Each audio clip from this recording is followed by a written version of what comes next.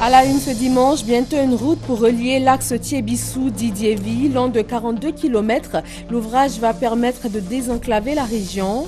La zone sera reliée à Yamoussoukro, la capitale politique. Le Premier ministre Daniel Kablan-Duncan a procédé au lancement des travaux de bitumage. Lutte contre la traite des personnes, l'Office des Nations Unies pour la lutte contre la drogue et les crimes et l'État de Côte d'Ivoire unissent leurs efforts pour de meilleurs résultats. Cette union a été formalisée par la signature d'un partenariat.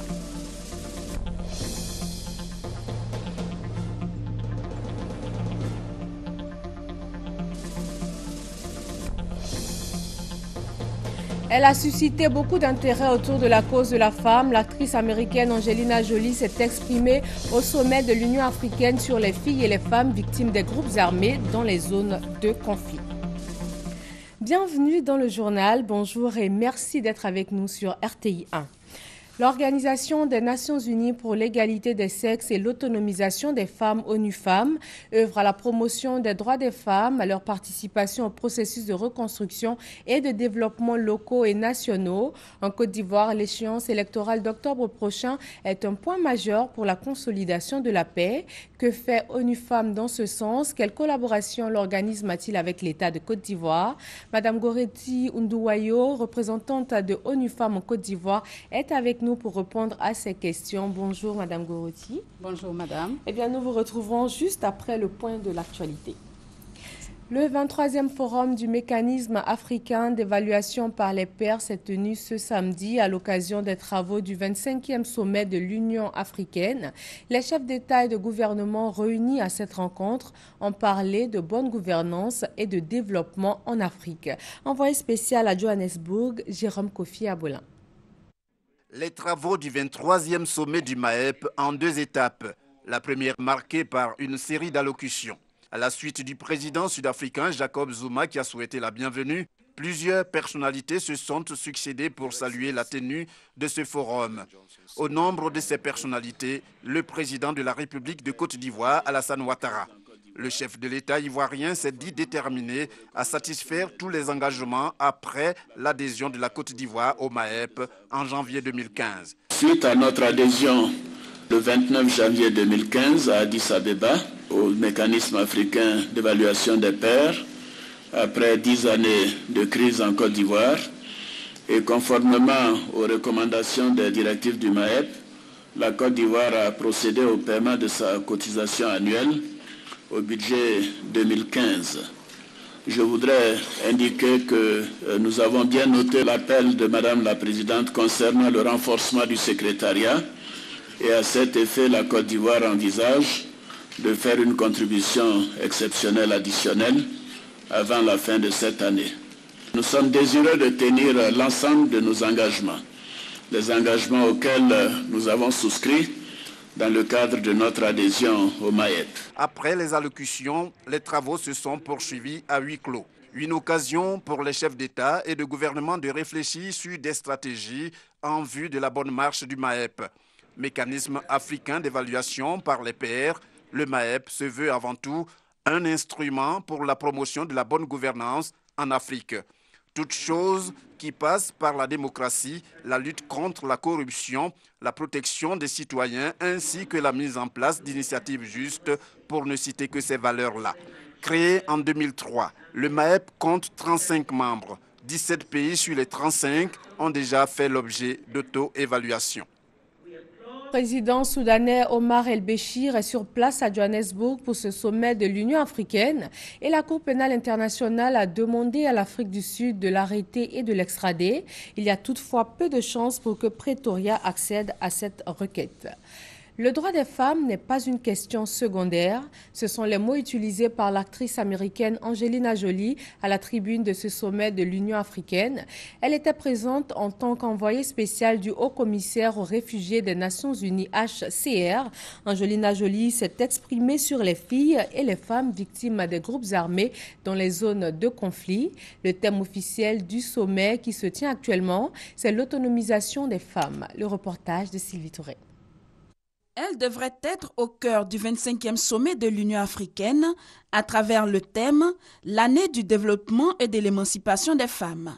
Mais les femmes seront encore une fois reléguées à une seconde place. La crise au Burundi et la question des migrants occuperont les débats.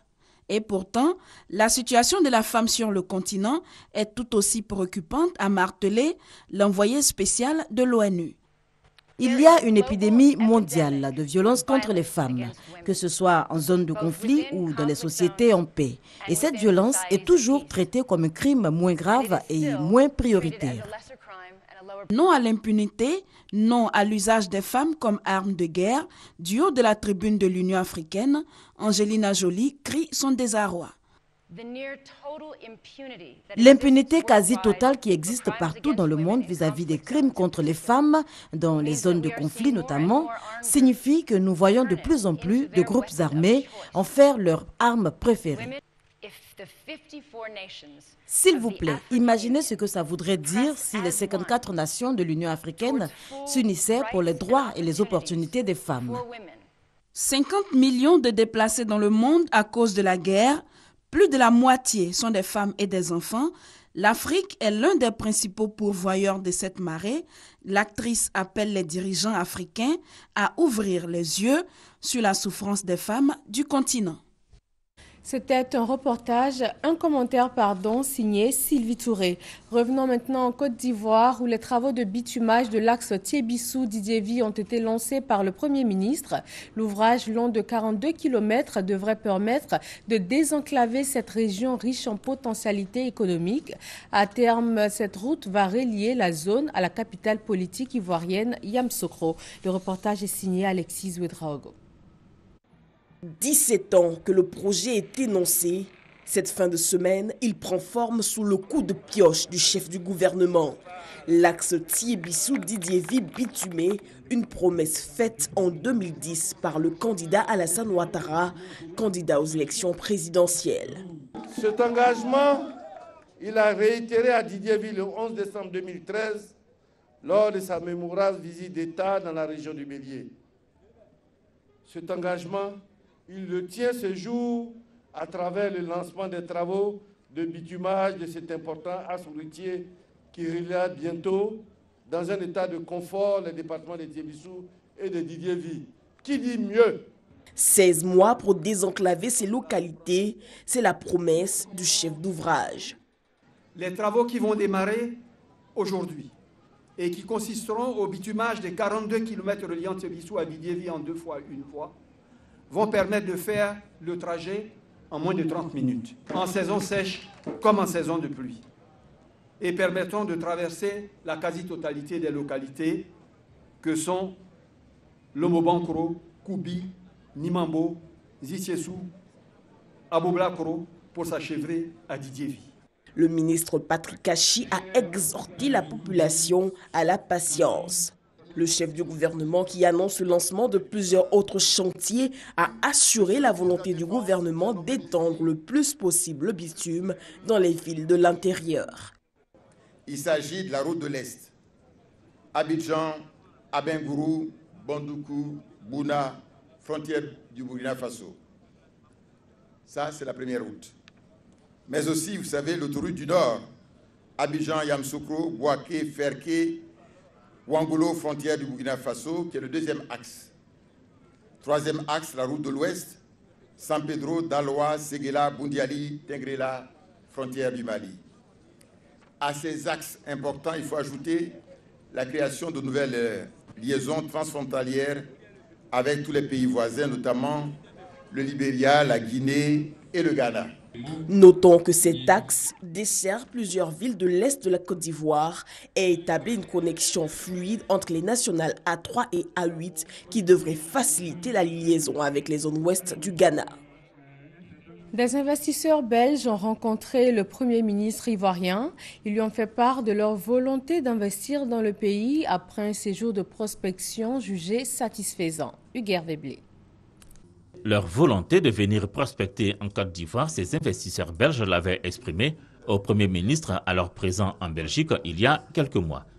Daniel Cablan-Duncan, on s'en souvient, était l'invité d'honneur de l'African Belgian Business Week, un forum économique.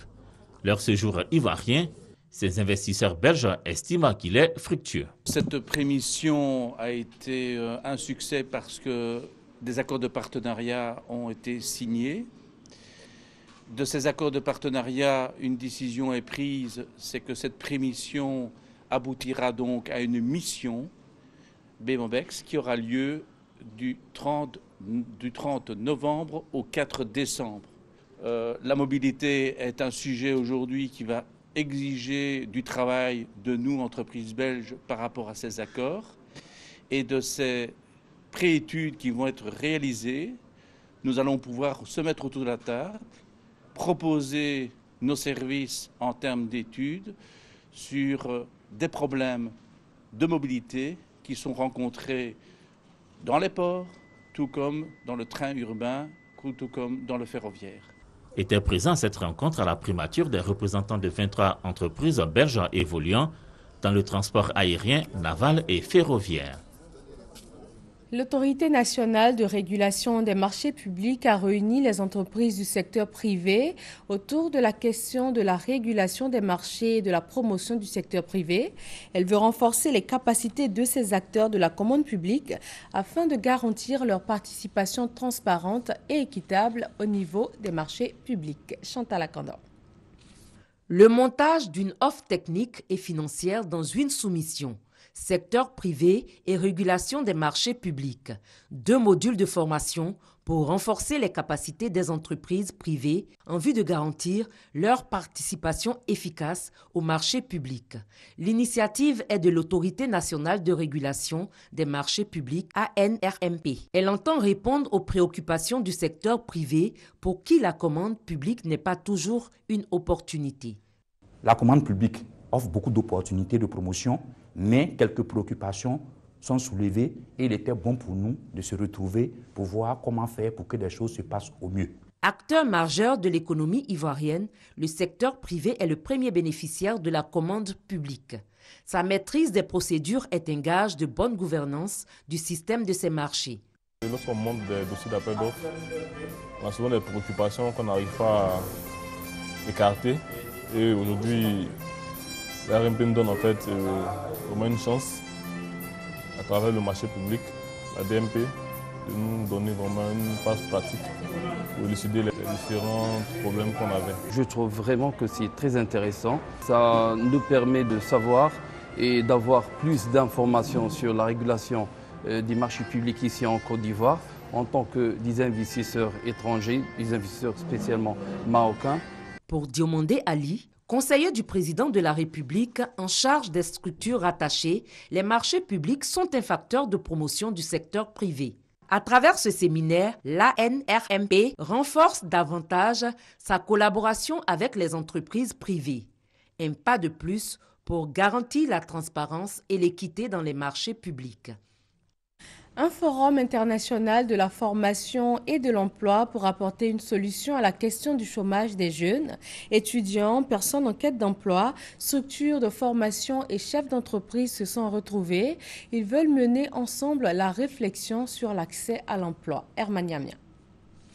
Pendant 3 jours, l'auditorium de la CAISTAB a servi de cadre aux élèves, étudiants, responsables des structures de formation et chefs d'entreprise pour plancher sur la problématique de l'emploi des jeunes diplômés en Côte d'Ivoire.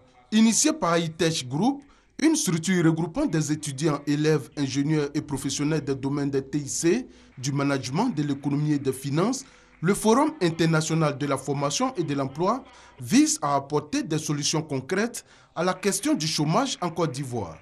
Tout le monde a besoin d'un emploi partout dans les pays du monde. Donc nous nous sommes dit, pourquoi ne pas créer un cadre où nos dévanciers, c'est-à-dire les chefs d'entreprise, les directeurs des ressources humaines, les experts vont venir rencontrer la jeunesse afin de leur donner des informations sur les probables formations qu'ils pouvaient faire pour avoir une insertion professionnelle réussie.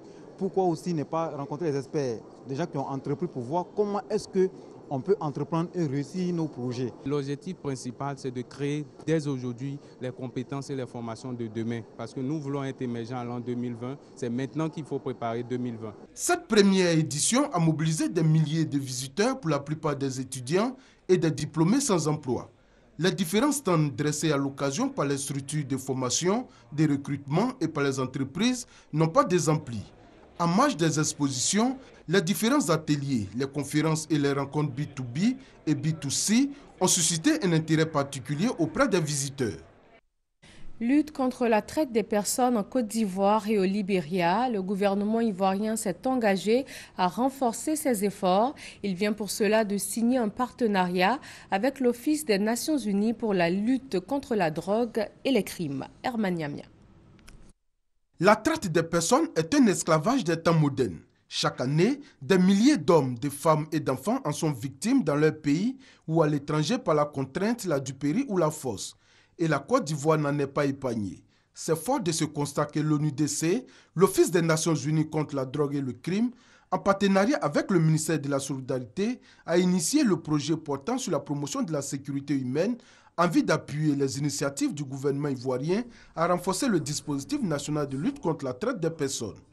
Cette signature d'accord de partenariat est donc la matérialisation de l'engagement des deux parties à lutter contre ce fléau. Le soutien permanent de votre structure et son implication personnelle dans la mobilisation des ressources techniques et financières constituent des indicateurs encourageants dans cette lutte. Selon le rapport mondial de l'ONUDC sur la traite des personnes en 2014, en Afrique et au Moyen-Orient, l'exploitation sexuelle représente 53%, le travail forcé 37% et les autres formes d'exploitation comme la mendicité forcée des enfants ou l'enrôlement des enfants soldats 10%. La traite des personnes est le troisième crime le plus rentable au monde après le trafic de drogue et d'armes. Les estimations révélées font état d'un crime qui fait 25 millions de victimes à travers le monde et génère près de 32 milliards de dollars de revenus illicites par an. Financé à hauteur de 185 millions de francs CFA par le gouvernement japonais pour la période d'avril 2015 à mars 2016, ce projet permettra de renforcer les capacités et aussi de fournir aux policiers, gendarmes, douaniers et agents des eaux et forêts des outils et équipements spécialisés afin d'accroître la détection et l'identification des victimes de traite de personnes au niveau des frontières. 60 millions de nos francs en matériel médical, scolaire et sécuritaire offerts à la région du Bélier. Le Lions Club vient ainsi améliorer les conditions de vie des populations de cette zone du pays. Alexis Ouedraogo. Des tenues neuves à l'épreuve du feu pour porter secours aux populations en détresse. C'est l'un des éléments importants du don du Lions Club Abidjan-Akwaba vendredi à la région du Bélier. C'est un corps qui vient d'être créé par le président de la République, le corps des pompiers civils, qui va accompagner nos parents dans la lutte contre les feux de brousse, contre les catastrophes naturelles. Et par anticipation, le Lions Club vient de nous amener du matériel pour ces pompiers civils. D'une valeur de plus de 60 millions de francs CFA, ce dont touchent les secteurs de la santé, de l'éducation et de la sécurité civile. Une réponse ponctuelle à une problématique des responsables de région, à savoir lever des fonds pour soutenir les actions de développement. Une région ne peut vivre que si l'animateur a la capacité de compléter ce que l'État nous donne. C'est ce que le Premier ministre vient de faire. Et ça s'appelle saisir des opportunités. Pour le représentant du club, cette action ne sera pas la dernière du genre. Mieux cibler les besoins des populations afin d'aller auprès de nos partenaires de l'extérieur, trouver ce matériel-là et ces moyens, que ce soit des livres, des habits, du matériel médical, du matériel pédagogique, trouver tout cela pour pouvoir en faire bénéficier nos populations, que ce ne soit pas du matériel inutile qui arrive et qui reste dans un coin. La cérémonie a pris fin sur les pas de danse du Goli et des populations ravies.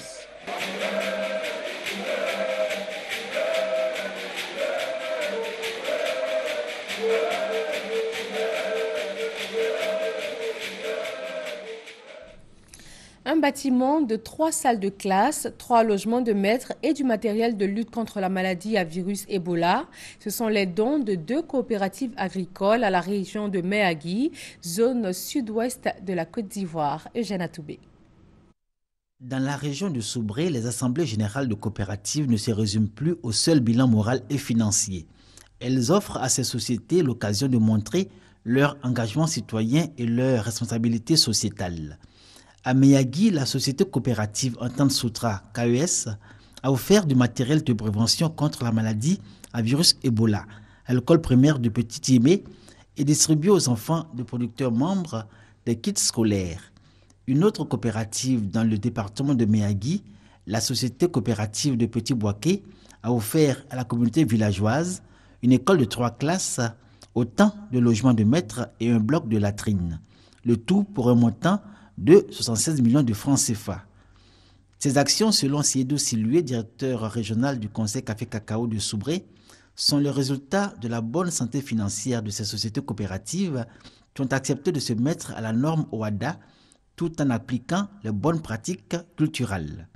Juste récompense de leurs efforts, la société coopérative de Petit Boaké et la société coopérative Entente Soutra ont obtenu comme prime aux producteurs, respectivement 20 millions et 17 millions de francs CFA.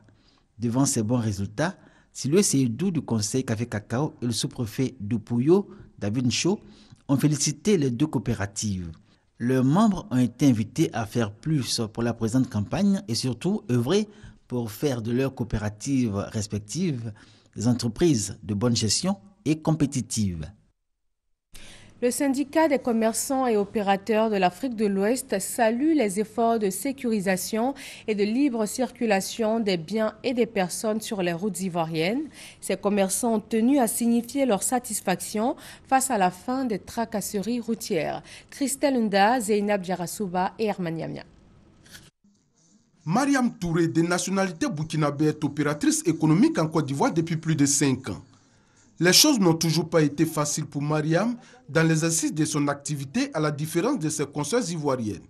Comme elle, ce sont plusieurs autres opérateurs économiques, artisans et commerçants non nationaux exerçant en Côte d'Ivoire qui sont confrontés à toutes sortes de tracasseries.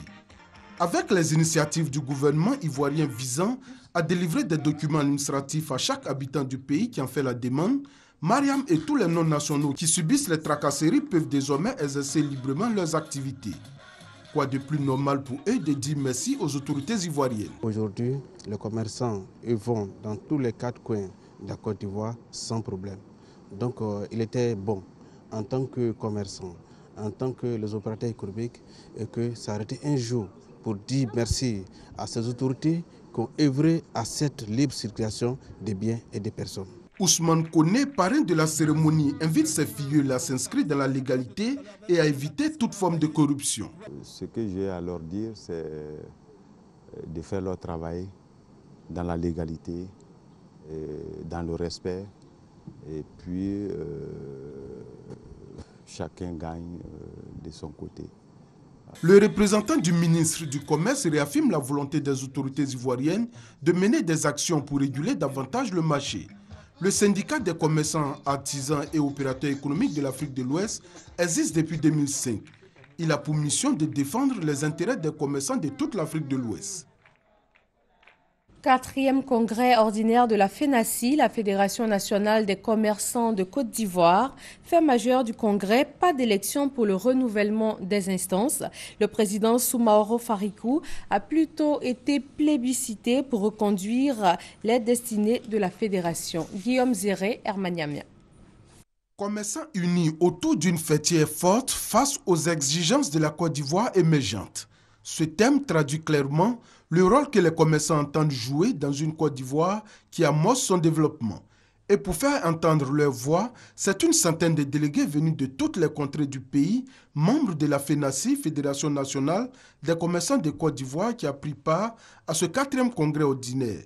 Un rendez-vous autant important pour eux que pour le gouvernement ivoirien. Les commerçants, comme je l'ai dit tantôt, sont les premiers acteurs du développement de ce pays, avec plus de 21 millions de tonnes de marchandises en import-export, qui avoisinent plus de 1600 milliards de francs.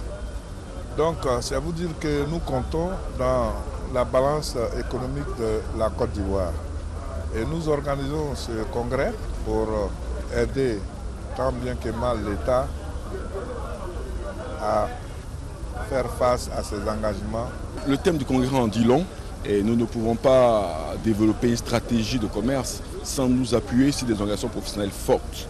Pour relever le défi, ces commerçants se donnent les moyens. Ce congrès est pour eux le temps de réfléchir sur l'avenir de leur fédération afin de répondre aux exigences de qualité et de compétitivité. Soumaoro Farikou a été plébiscité par ses pairs pour continuer le travail entamé il y a 5 ans à la tête de la FENACI. Ça fait un moment que la FENACI était dans léthargie. Depuis qu'on a mis M. Farikou, on voit que ça va. Désormais, la FENACI, la Fédération nationale des commerçants de Côte d'Ivoire, devient la Fédération nationale des acteurs du commerce de Côte d'Ivoire. Elle est composée de 135 sections avec plus d'1 million de membres. Le mouvement républicain des personnes en situation de handicap en Côte d'Ivoire veut changer positivement l'image des personnes handicapées. Il s'agit de leur permettre de prendre une part active à la construction de la Côte d'Ivoire émergente. Moussa Koulibaly, Hamza Diaby. Avec une population estimée à environ 2 500 000 âmes en âge de voter, les personnes en situation de handicap de Côte d'Ivoire constituent un potentiel électoral non négligeable. Lors de la conférence organisée mercredi dernier à l'hôtel du district d'Abidjan par le MRPHCI, le mouvement républicain des personnes en situation de handicap, Pascal Néné-Jean a expliqué que ces personnes sont souvent en marge de la gestion du pouvoir public. On remarque que lors des différentes campagnes électorales, les états-majors courtisent activement les groupes de femmes, de jeunes, d'enseignants et ignorent royalement la communauté des personnes en situation de handicap. Malgré ces difficultés, le conférencier a quand même reconnu une nette amélioration de la situation depuis l'arrivée au pouvoir du président Alassane Ouattara.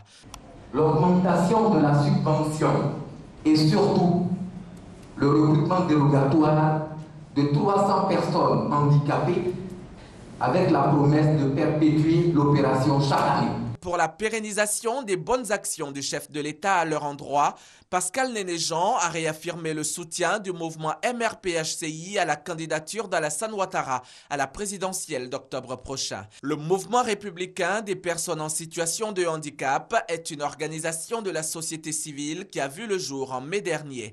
Il affiche déjà pleinement son attachement aux valeurs républicaines. Un autre mouvement qui lance ses activités, il s'agit du mouvement Abobo 100% pour ados. À 4 mois de l'élection présidentielle, ce jeune mouvement entend mobiliser les troupes pour une réélection d'Alassane Ouattara dès le premier tour. Sidonie Davila. À 120 jours de l'élection présidentielle, les mouvements de soutien se multiplient pour la candidature du président Alassane Ouattara. La commune la plus peuplée d'Abidjan, Abobo, vient d'agrandir le cercle de ces mouvements avec Abobo 100% ados. Selon les initiateurs, ce mouvement est créé pour garantir la réélection du candidat Alassane Ouattara en octobre 2015. Assurer la réélection du président Ado au premier tour de l'élection présidentielle en faisant en sorte qu'Abobo lui soit acquis à 100%. Toujours selon Meïté Lassana, le mouvement Abobo 100% ado se fera aussi le porte-étendard des actions du président Alassane Ouattara autour d'une idéologie appelée l'alassanisme. Nous avons connu l'oufouettisme. Il va falloir désormais compter avec l'alassanisme. Car pour nous, l'alassanisme est un ensemble de valeurs intemporelles. Le mouvement ainsi lancé partira les jours à venir à l'assaut des militants de la commune d'Abobo pour les sensibiliser à s'engager résolument dans le processus de révision de la liste électorale. Une foire d'exposition d'objets d'art et d'articles divers au profit des familles démunies. C'est une organisation non gouvernementale américaine qui a eu cette idée afin de mobiliser des fonds pour venir en aide à ces couches défavorisées de la population. Serge Colléa. Face à la diminution des ressources et à la multiplication des catastrophes et des crises, il est impératif de mobiliser des ressources. le système des Nations Unies a atteint les limites de ses capacités, d'où l'intérêt de favoriser l'appui et l'engagement du secteur privé dans l'action humanitaire. Les recommandations ont été faites en général pour toute la région ouest africaine et elles portent sur la création d'un environnement favorable à l'engagement du secteur privé, l'apport du secteur privé dans la préparation aux situations d'humanitaire et la réponse que le secteur privé peut apporter dans la réponse humanitaire.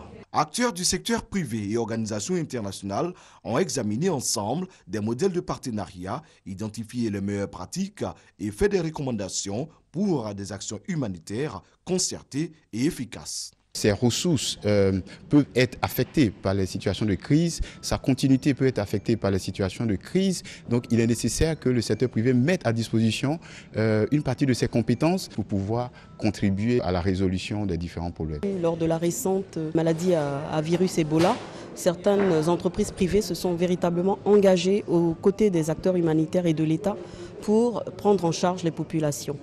Et donc, il s'agit de généraliser et de ne plus limiter l'action du secteur privé. Un sommet humanitaire mondial est prévu à Istanbul, en Turquie, en 2016. Objectif, définir une nouvelle approche de l'action humanitaire adaptée aux réalités du moment.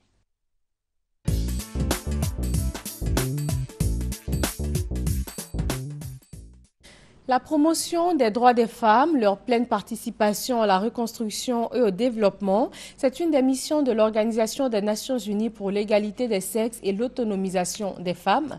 Madame Goriti Ndouayo est la représentante de ONU Femmes en Côte d'Ivoire. Bonjour Madame Goriti. Bonjour Madame. Alors, quelles sont les missions de ONU Femmes en Côte d'Ivoire? En Côte d'Ivoire, nous avons principalement 3 missions, mais nous avons une mission qui est transversale. La première mission est soutenir les femmes pour le leadership et la participation. La deuxième mission concerne principalement l'autonomisation économique des femmes. La troisième, c'est l'éradication des violences faites aux femmes. Et la quatrième, qui est transversale, concerne la gouvernance, la planification et la budgétisation sensible au genre. Nous allons parler de la participation des femmes ivoiriennes à la vie de la nation, autant sur le plan politique, professionnel que social. Et Sita Soro nous propose un état des lieux en la matière. Débat ancien, l'émancipation de la femme dans le monde contemporain demeure plus que jamais d'actualité. C'est ce qui explique la mise en place de l'entité onusienne dénommée ONU Femmes, qui entend faire de l'autonomisation féminine une réalité. Son but, donner aux femmes une marge de manœuvre beaucoup plus grande à travers un leadership dans le monde professionnel et une participation plus active à la vie publique. En Côte d'Ivoire, selon les chiffres communiqués par le groupe d'organisations féminines ivoiriennes, sur un total de 29 ministres en 2014, on ne comptait que 5 femmes, soit 17,24%. À l'Assemblée nationale, sur les 249 députés qui y siègent, seuls 26 sont des femmes, soit 5,6%, et une femme au niveau du conseil régional. Par ailleurs, sur les 197 maires que compte le pays, on ne dénombre que 9 femmes, soit 4,56%. Raison de plus pour légitimer le combat de l'ONU Femmes qui veut bâtir un monde fondé sur le principe de l'égalité des sexes. C'est pourquoi elle souhaite, en cette année électorale, étendre la collaboration des femmes au processus électoral pour le respect de la parité du genre en Côte d'Ivoire et les rendre plus actives dans les prises de décision. Madame Goriti, comment est-ce qu'on peut expliquer cette extrême sous-représentativité des femmes dans les instances de décision en Côte d'Ivoire quand on sait qu'il y a quand même 48,7% de femmes sur les 23 millions de personnes qui vivent dans ce pays? Merci beaucoup. Je crois que plusieurs raisons peuvent justifier cette faible participation des femmes. Je cite d'abord les stéréotypes qui existent encore en Côte d'Ivoire. Là, ça maintient les femmes dans une certaine situation qui fait qu'en réalité, elles n'arrivent pas elles-mêmes à pouvoir revendiquer leur participation. Je citerai aussi leur faiblesse au niveau économique, parce que qui dit participation dit engagement financier aussi.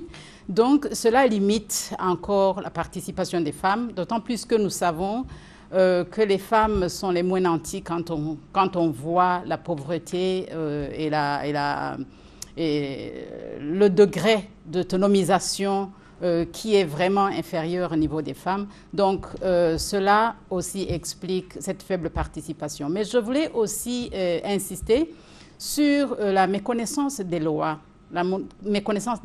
et des instruments qui normalement soutiennent cette participation des femmes. La Côte d'Ivoire a ratifié tous les instruments internationaux qui favorisent la participation des femmes. Malheureusement, la mise en œuvre tarde un peu.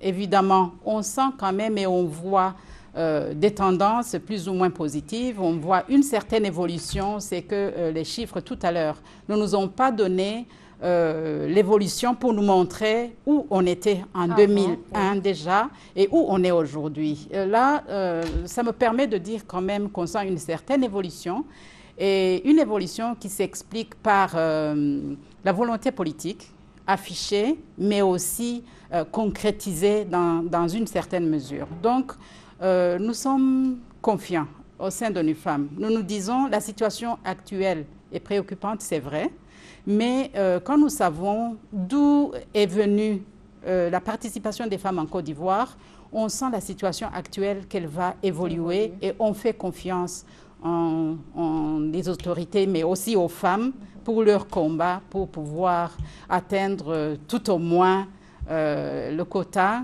qui est adopté au niveau mondial. D'accord, on sent l'évolution. Comment donc faire pour que cette évolution continue? Comment atteindre ce quota dont vous venez de parler? D'abord, il y a un travail à deux niveaux.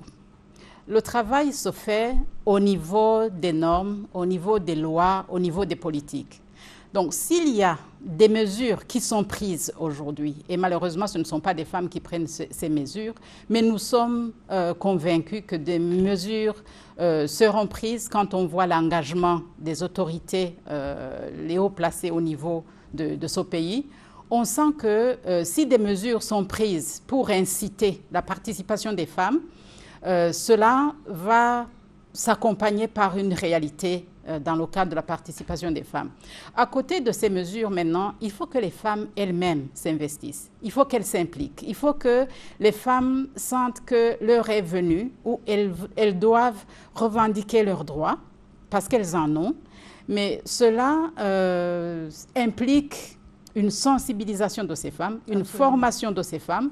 Il faut qu'elles connaissent ces droits, il faut qu'elles sachent les revendiquer. Et ainsi, en combinant les deux, la participation de la femme va évoluer en Côte d'Ivoire. Justement, parlons de ces droits-là, les élections présidentielles d'octobre prochain. Est-ce que les femmes ivoiriennes ont conscience que voter, c'est leur droit et que c'est un devoir de citoyenne? Je dirais, quand on parle des femmes ivoiriennes, je dirais oui, mais je dirais non aussi. Il y a une bonne partie de des femmes de Côte d'Ivoire qui connaissent, qui comprennent et qui sentent ce qu'il faut faire.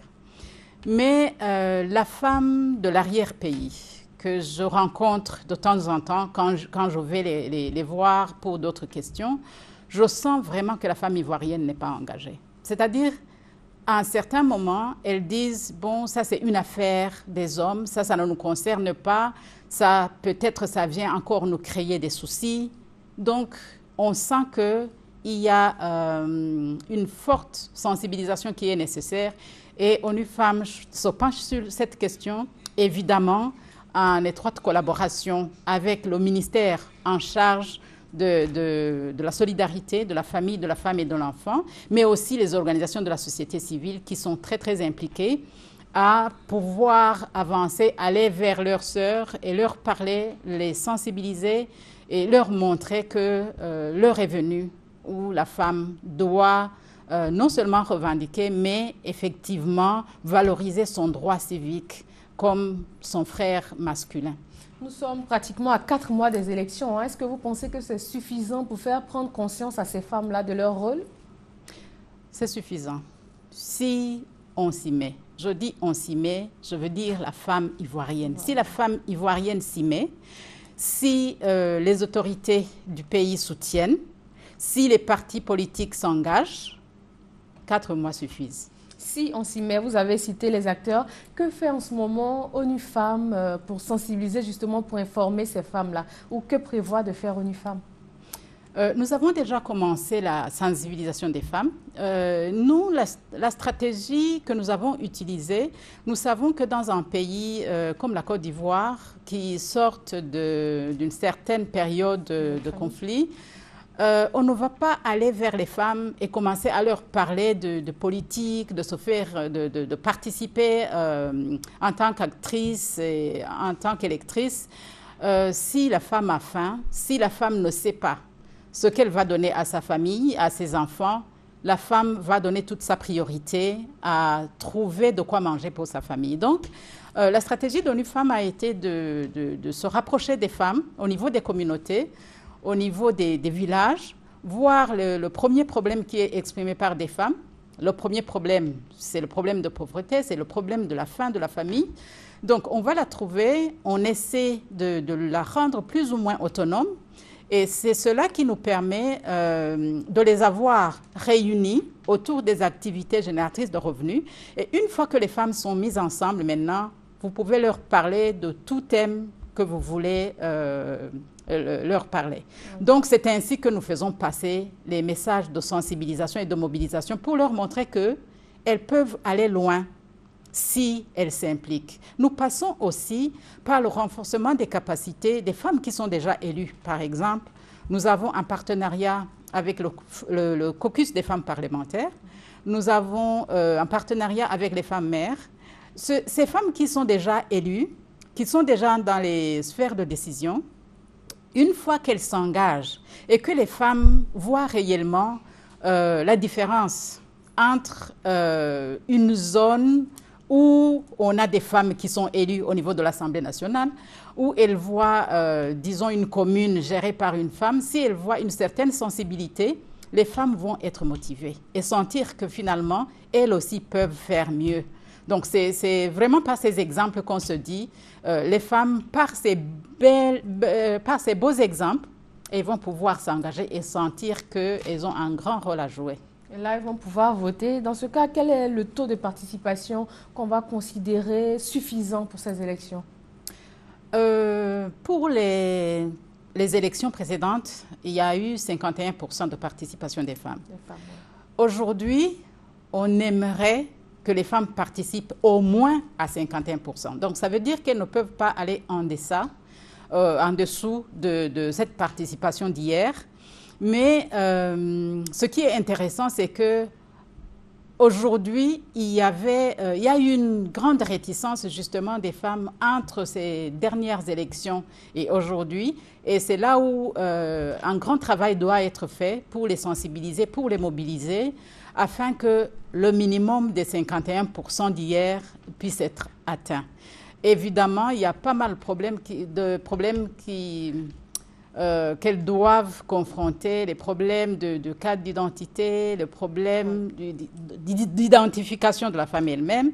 Donc, ça, c'est une question qui se pose non pas seulement pour les Ivoiriennes, mais pour les Ivoiriens. Mais en tant qu'ONU Femmes, là où nous insistons, c'est que les initiatives qui sont prises justement pour se rapprocher de la population et pouvoir délivrer ces cartes, des fois, quand les préoccupations, quand les soucis des femmes ne sont pas spécifiquement pris en compte, on va se rendre compte qu'on a très peu de femmes qui ont participé.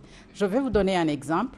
Vous pouvez vous dire, il y a dans telle localité, on est allé voir qui sont les hommes et les femmes qui veulent avoir ou bénéficier, accéder aux cartes d'identité, vous allez vous rendre compte que le pourcentage des femmes est inférieur à celui des hommes. Pourquoi? Parce que peut-être l'heure à laquelle on est allé vers cette population, la femme était au champ ou la femme était à la maison.